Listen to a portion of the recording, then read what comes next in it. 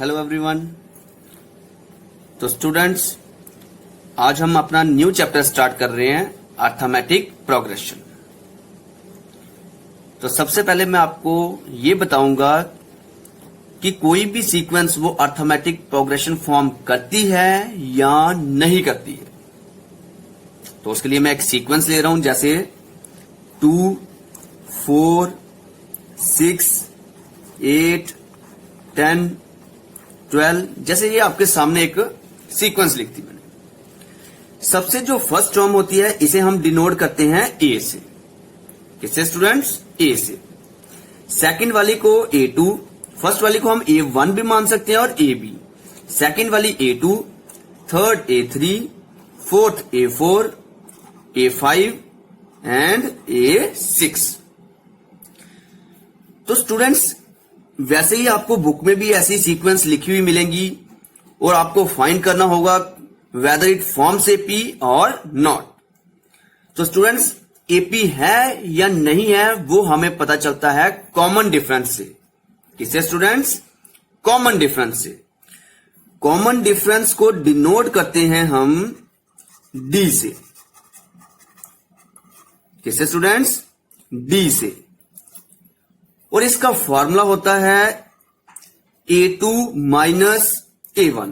अब आप सोच रहे होंगे सिर्फ A2 माइनस A1? नहीं, कोई भी दो कॉन्जिक्यूटिव टर्म्स पकड़ लो, उनका गैप नेक्स्ट वाली 2 कॉन्जिक्यूटिव टर्म्स के गैप के इक्वल होना चाहिए। जैसे मैंने A2 माइनस A1 लिया, नेक्स्ट स्टेप में मैं A3 माइनस A2 लूंगा, चेक करने के लिए कि क्या दोनों में गैप इक्वल है। अगर ये गैप सभी में इक्वल हुआ तो हम लिखेंगे it forms AP, means it forms arithmetic progression. और अगर ये डिफरेंस इक्वल नहीं हुआ तो हम लिखेंगे it does not form AP.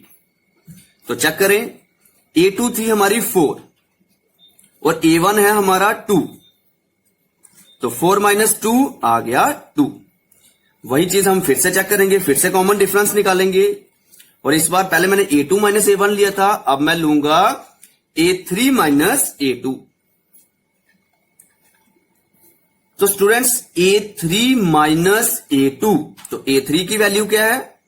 A3 की वैल्यू है 6 और A2 की वैल्यू है 4। तो 6 माइनस 4 हो गए 2।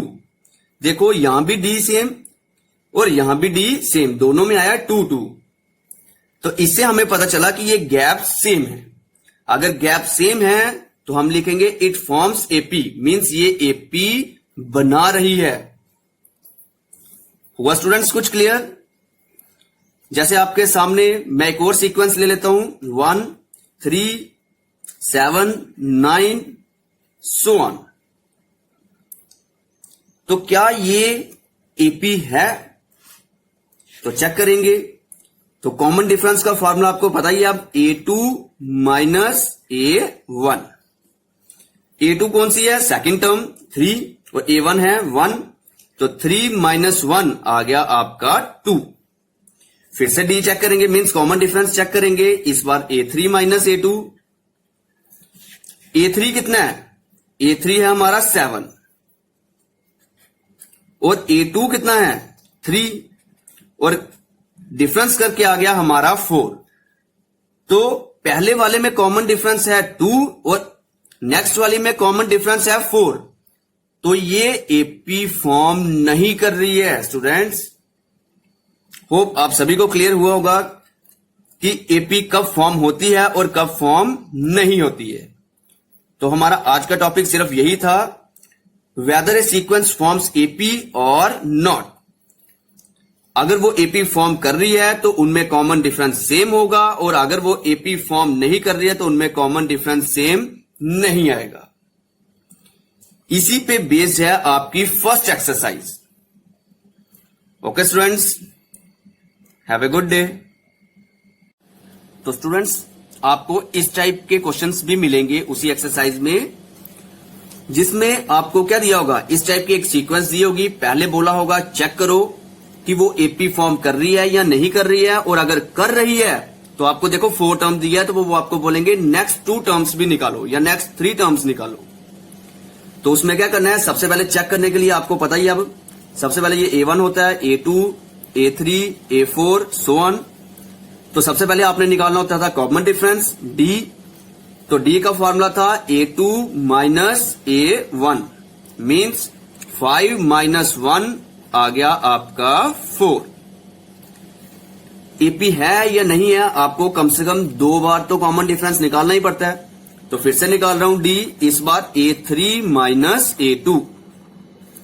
A3 आपका आ गया 9 और A2 आपका आ गया 5 और 9 माइनस 5 आ गए 4। देखो कॉमन डिफरेंस सेम आया दोनों में, it means it forms AP. तो आप लिखोगे इट फॉर्म्स एपी।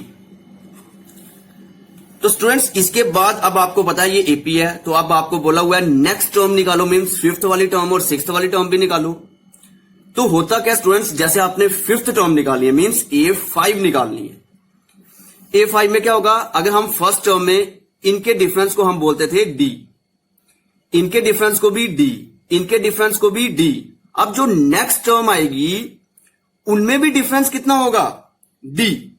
और अगर मैंने A5 निकालनी है तो मुझे फर्स्ट टर्म में 1, 2, 3 और 4D प्लस करना पड़ेंगे। यही एक फॉर्मूला भी बन जाता है, मीन्स A5 निकालना है तो A5 का फॉर्मूला बन जाएगा A plus 4D, means 4 times हमने D प्लस करना है ताकि हम 5th टर्म पे पहुंच जाए। तो इसी फॉर्मूले में वैल्यू डाल दो। A1 कौन है, 1 और 4D, D कितना था आपका 4। तो ये मल्टीप्लाई करके कितना आ गया, ये 1 और ये मल्टीप्लाई करके आ गया 4 4 जा 16 और टोटल आपका बन गया 17। इट मींस नेक्स्ट टर्म आपकी होगी 17। और अगर आपको उन्होंने बोला है कि नेक्स्ट 2 टर्म्स निकालो, 5th तो हमने निकाल दी, तो अब आपके लिए इजी हो जाएगा। अब आपको पता है 6th टर्म के लिए क्या करना पड़ेगा, A6 is equal to A में देखो इधर A5 था तो हमने 4D लिए, अब इधर 6 है तो हमें कितने D लेना पड़ेंगे, बताओ स्टूडेंट्स। हमें लेना पड़ेंगे 5D, एक कम लेना पड़ता है D। अगर इधर 6 है तो इधर 5D, इधर 5 है तो इधर 4D। ये आपका एक फॉर्मूला है टर्म्स निकालने के लिए, जो अब आपके लिए इजी हो गया होगा। आपको पता है D प्लस करने होते हैं। तो स्टूडेंट्स A6 क्या हो जाएगा, A कितना था आपका, A था आपका 1, तो ये लिख दिया 1 प्लस 5D, 5 का 5 और D आपका कितना था 4, तो ये आपका आ गया 4। तो कितना हो गया 1 प्लस 5 4 जा 20 और टोटल आ गया आपका 21। मीन्स नेक्स्ट टर्म A6 कौन सी है, वो है 21। इसी तरह से आपको जितनी भी पूछी होंगी आप उतनी निकाल सकते हो। लेट्स सपोज आपको ऐसे ही एक सीक्वेंस दी और पहले से आपको बता दिया कि वो एपी है, और अगर आपको बोल देते हैं वो डायरेक्ट 19th टर्म निकालो या 20th टर्म निकालो या 12th टर्म निकालो या 10th टर्म निकालो, तो कैसे निकालोगे। सपोज 10th टर्म निकालनी है तो मैं क्या लिखूंगा, A10 इज इक्वल टू, अब आपको पता ही है फॉर्मूला, इसमें से एक D कम, अगर इधर 10 है तो हमें कितना D लेना पड़ेंगे 9, तो A प्लस 9D। A कितना था 1 और 9 इंटू D कितना है हमारा 4, तो 1 प्लस 9 4 जा 36 और टोटल कितना हो गया 37। इट मीन्स 10th नंबर पे आपकी 37 होगा। स्टूडेंट्स होप आप सभी को क्लियर हुआ होगा। Thank you.